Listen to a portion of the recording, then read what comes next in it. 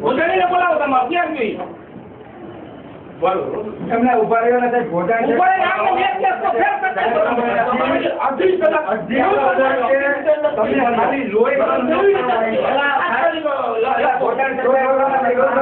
પહેલા ઉભા રહ્યો સાહેબ ને હલકી આપણે રજૂઆત કરી કરતી ભાઈ સાહેબ નો પણ એટલે ધ્યાનની તો પછી તરત જ ઉપર